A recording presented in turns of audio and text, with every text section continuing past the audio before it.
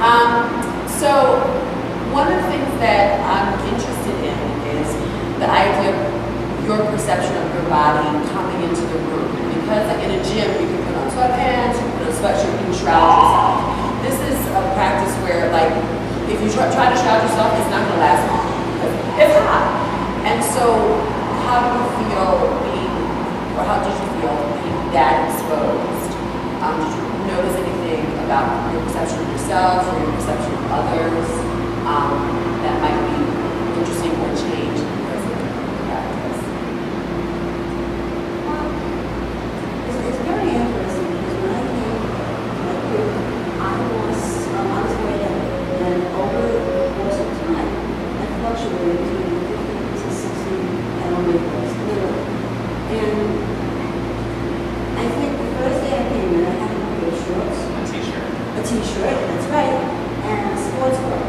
And I think I did that for a while. And then I just got to a point where I couldn't stand where I was going to die. And I didn't care who saw what label or what role of fat they were doing me. And I took off the t-shirt. And I haven't put it back on. So maybe I've become more accepting of myself. And I guess, yeah. Like, I know that like being a dancer, people I may look a certain way, but that doesn't mean I feel a certain way about myself. So I'll notice that when I'm feeling snatched, as they say at the dance world, I'll have my little thing on, and when I feel a little fluffy, as they say at the dance world, I'll wear a longer shirt. I won't bare my interest.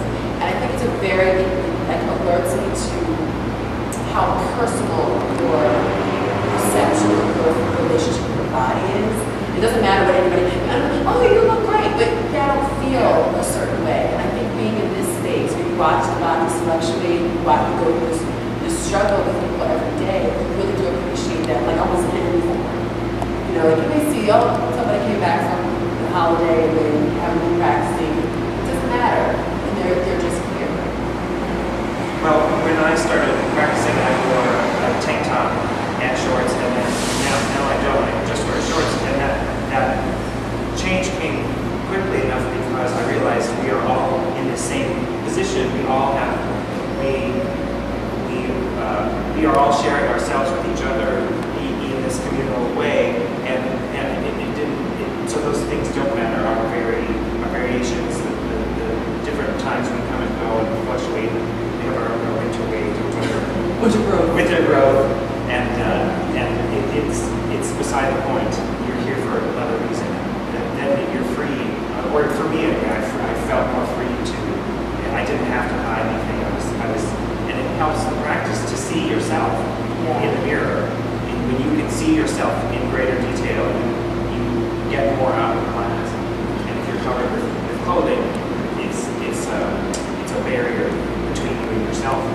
In a way, it's really literal. Like, you have to reveal, and part of it is you have to look at yourself. You know, like, I mean, you have to almost look at yourself, not looking at your breast because you're sweaty and you're gross and you're half naked sometimes. You know.